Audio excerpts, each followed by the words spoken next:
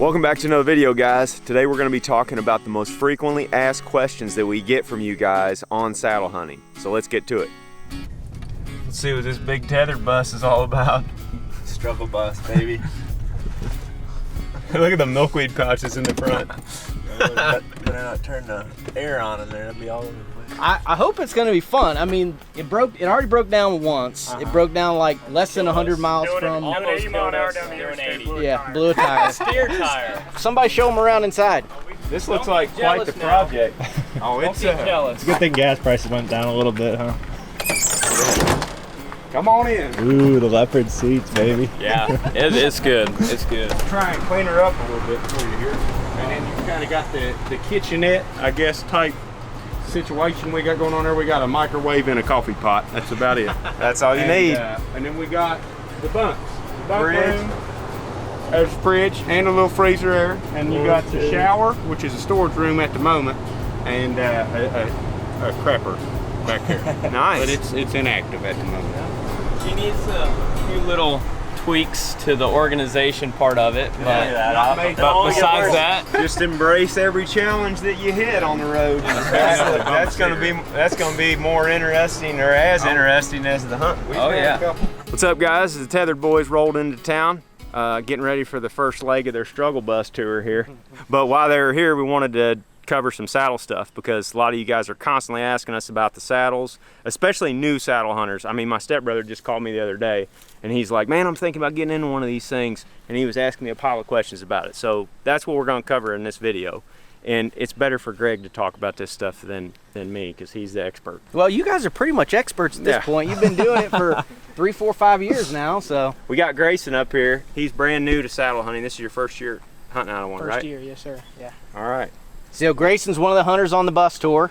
Like Aaron said, they're on the struggle bus. They're gonna start here in Nebraska here in just a little bit, but like Aaron said, we figured it'd be pretty good to show a new guy how to set up in the saddle, and maybe some of you guys watching could get something out of this. Maybe you learn something. We could maybe just start with tether height. Stand up tall for me, Grayson, like straight up. I typically like to set my tether basically right there, like chin height. Then you can move it based on the size of the tree.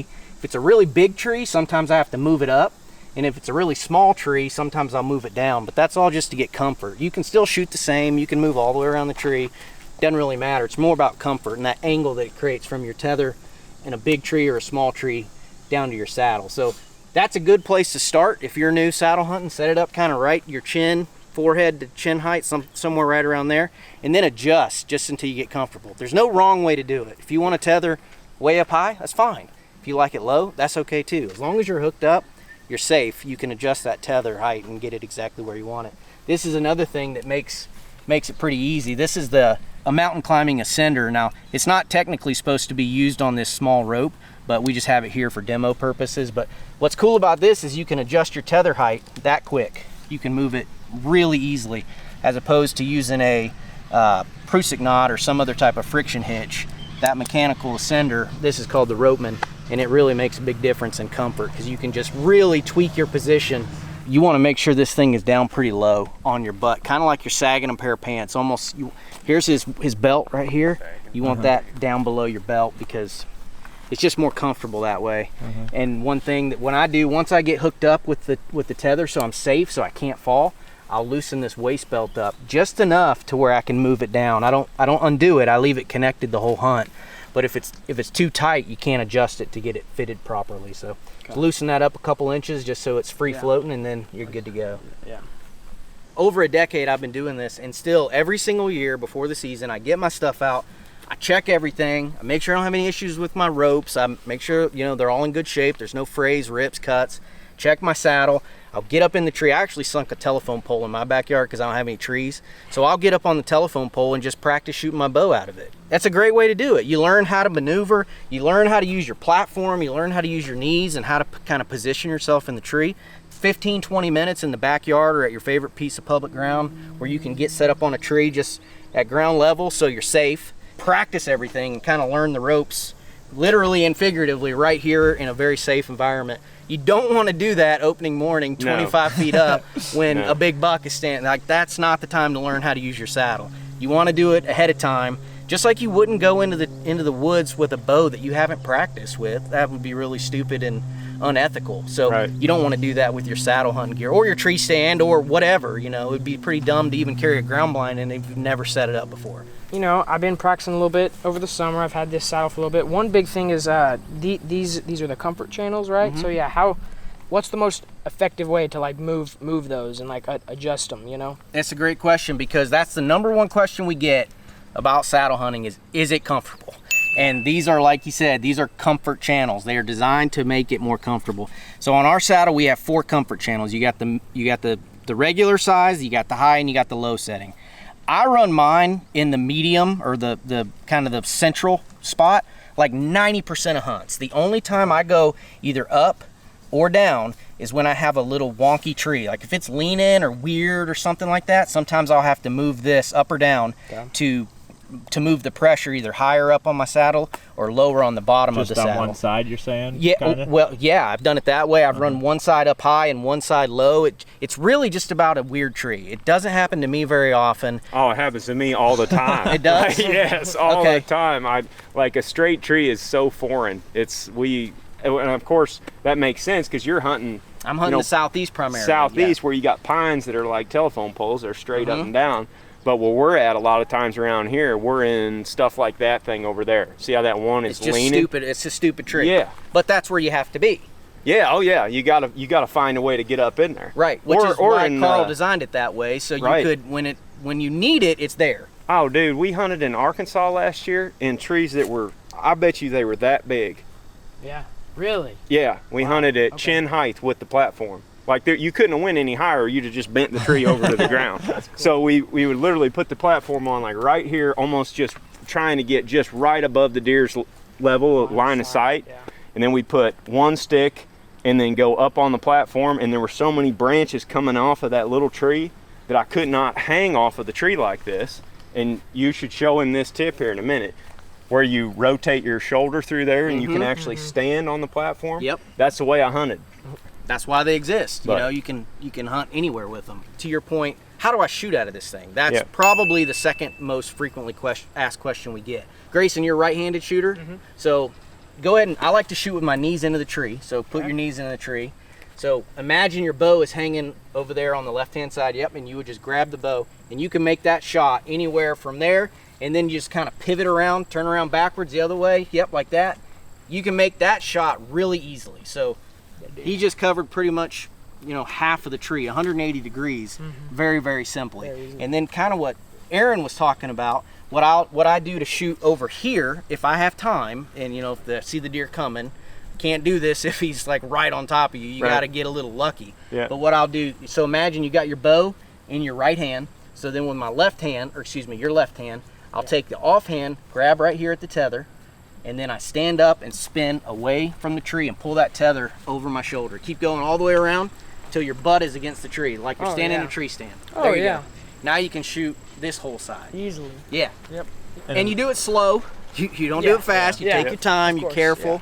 And you obviously can't do it if there's a deer staring at you, obviously. But if you have a minute, his head goes behind a tree, behind a bush, or he's 200 yards away, you see him coming, and you anticipate this side of shot, you can make it happen. Yeah. Something else that's nice too is that this thing locks in so nicely to the tree. As we always have, and you guys will too this fall, is we always have, or generally have, a cameraman right here. So like making the shot that way is not possible, but that thing locks in so good that you can get out here with your right foot and walk all the way around the tree. And I mean, stand if it's a small enough tree, you can go all the way around. Put your knees into the tree. Knees into the tree. And then push off of that thing. Yep. You can come all the way around. And like you're still really solid. The tether's got everything. Oh yeah, no doubt. And this is where that practicing these moves in your backyard in a safe environment is it's worth its weight in gold. Because you can sit here and play around and spin around, and I flipped upside down to make sure that it would hold. I've done all that stuff. I'm glad he did. He can do it now if he wanted to, But you're right, Give it a Jake. shot. That's a good point. You can go all the way around this way. There's just And then you're like, say the deer is, coming in from this way, you can just keep the trunk of that tree between you and the animal too. And Yep. as long as you practice that and you can quietly do it around the whole tree, like it's a pretty good way to stay hidden too. But especially knowing that when you're gonna have a cameraman, that's Yeah. not something you want to be Not trying to going figure on out that side, yeah. when they're coming in. Yeah, for sure. Grayson, when you first started seeing like YouTube videos or social media stuff about it, did it seem overwhelming to you? I know a lot of people say that it seems overwhelming. Did you feel that way or not really? I would say not at first, but I will say when I went to start purchasing everything and like seeing what all I needed and deciding what I needed, that was probably when it got a little overwhelming, because I was like do I need a tether? Do I need a ropeman? You Right. know, like all that. So At a bare minimum, you need your saddle, obviously. You need a rope, which is your tether. You need your second rope, which is a lineman belt, so you're safe, as you're attaching your sticks or your screw-in pegs or your whatever you're using to climb the tree, that's so you're safe. You have both hands to do that. He's got his right here. He's got it right here. Whip it out there quick. It's already attached. It's Yeah. it's looped in on this other loop. Y'all might be able to see it, Jake, if you come in there. That's Just how we keep run it there. ours Yep. too, all Yeah. the time. I And think we, that's where I got that from. yeah, we always keep it hooked there, and then like Grayson just pulled it out of that saddlebag over there, and like Greg's saying, you run this around the tree while you're climbing. That way you're always take it attached. off for a while either. Yeah, and some guys, I've hunted with Ernie, my partner Ernie, before, and he's used this in a really wonky tree. It was leaning like crazy, and what he did is he took his lineman belt out and he attached it to another tree, Yep. so it kept him from swinging around. So Yeah. it's really versatile. But you need your saddle, you need your 2 ropes. I prefer to have these pouches, so that way everything lives on my hips, and I'm not hunting through my bag or my truck or my garage for the gear that I need. Everything lives in my 2 side pouches. And then you need something to do with your feet. And Grayson's using the Predator platform. We have a couple options for this. You could make your own. There's lots of ways to use a platform. This is probably the easiest way to do it, because we did all the R&D and engineering and all that stuff for you guys. But You asked him what like his initial thoughts were when he first saw saddles, and my first initial thought was that doesn't look very safe. But then after using them, it's like the way I was doing things before was not very safe. Because like having this thing, that's attached until you get this set up. Yep. And like I'm pretty nervous, after I get up there about 14 feet plus, like I'm shaking pretty bad. But like I'm always attached with this thing until I'm hooked into this. Like you're never not attached to the tree. We always get asked too, how long can you sit in one of them? Can you sit all day in it? Or how many all day sits have you guys done in those? Because they don't see us do that very often, because we're really impatient. We move around all the time. We have sat all Think day about in that them a one few Greg times. missed that bedded at 40 yards from him in the freezing cold. Oh yeah. And he just sat there. I don't know how many hours he had to sit there still, but it was a long time, and it wasn't warm out. But what would you say to those folks about sitting all day? I'm assuming it has to do with all of the little comfort adjustments within the saddle. when we were prototyping the Phantom 3 years ago, the very first hunt of the season, I went to Montana. I had an elk tag, and I climbed up and I hunted from daylight to dark, sitting on a water hole trying to arrow an elk. You can totally hunt all day long. I don't care what kind of place you're sitting. I don't care if you're sitting in a box blind with a big comfy chair. Sitting all day is hard, and it's not fun, and it's uncomfortable at times. You're gonna be uncomfortable, but you just make slight adjustments throughout the day. Move your tether up a little bit, adjust the length of your tether a little bit, change your comfort channels, raise how upright you're sitting, sit down a little deeper into the saddle. So that's what I do if I'm sitting a long time. I just kind of make small adjustments every hour, little bits here and there, and it just kind of changes where you feel the pressure and the support with the setup. The other thing that I tell people is, I used to call it saddle shape. I still do, I guess. It takes time. You're not going to go out and sit the first week of September, most people, and be comfortable. You're going to get uncomfortable, but come mid-November, after you've hunted, a handful of times, 7, 8, 9, 10 times, depending on how often you get to get out, you can be totally comfortable and hunting this thing all day. I know a lot of guys that do all day sits in this and for, a week straight in the rut. When I was practicing at home with this over the summer, there was a couple trees that I would kind of have a problem getting the platform to bite in, and then when I'd go around, it would kind of slip a little bit. I mean, it wouldn't move big, but it would slip, and you have to go back and adjust it. So, do y'all have any tips for really getting that platform to bite in and stay solid? Or one of the reasons why that happened is whenever you're setting your platform, if you've got some slack in here, even if you get it tight, if you don't really push it down and then cam it over like Warb is talking about, it won't stay that tight. But if you get it in here, when the platform's flat, you get this as tight as you can, then you push down. You get all the slack out of that thing. Yeah, do you see just that inch that it dropped down on the tree? That's what he's talking about, camming it in. Then you cam that thing over with downward pressure, and it's not going anywhere. It's not going anywhere. Another tip, if you want to get it really, really tight, if you're struggling, we call this the tow hook. And once, I'm not hooked in, but I'm going to show you anyway. What you do is you stand on top of this platform like this. You reach over with your toe. After you're hooked in. After you're hooked in and you're safe, you pop this thing up. That gets rid of any slack in your system. And when you push it over, it is tight. It's not going anywhere. That's when it's like concrete, like that. Yeah. If you do that, like you can put as much side weight on it as you want. Like it's once that thing is. It's completely solid. I do that every time I get into the tree, pretty much. So do I. The problem occurs before he cammed that down, right here at the top of it. Dang, you got that sucker in there. It's tight. Here. That's how you want it. There we go. The problem occurs right here when you tighten it and then you don't push down on that. You just lock it in like this, and this is pretty solid. Like you're pushing it down like this and this feels good, but then you get in here and you actually see there's a gap between your top bracket and the tree. Yeah, I bet if you stand on that, separating. Yep, you can kind of see it even right there, how that's not biting into the tree real good. That's because you didn't cam it in.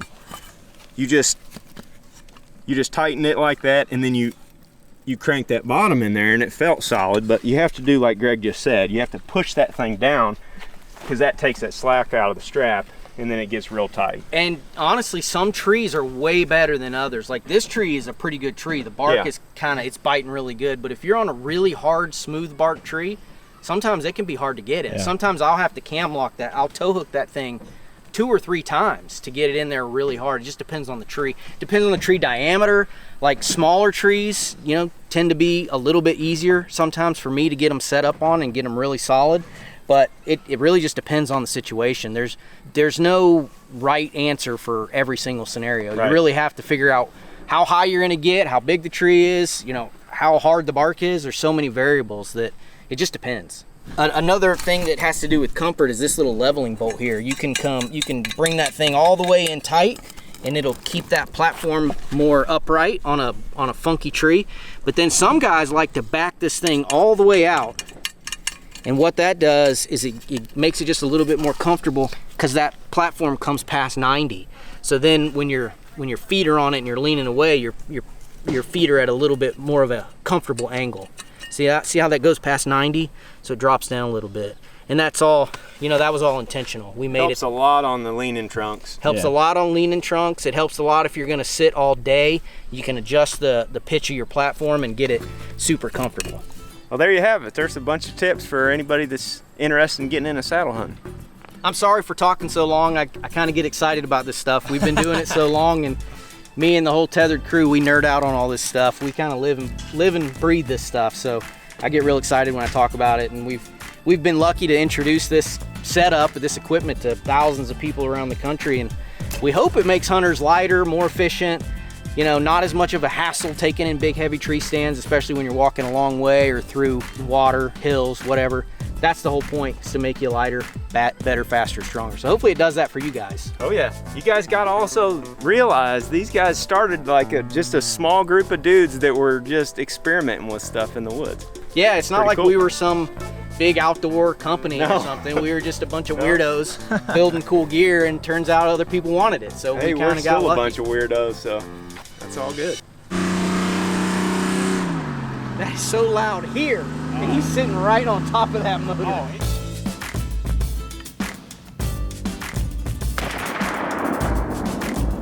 Man, what a cool buck. Look at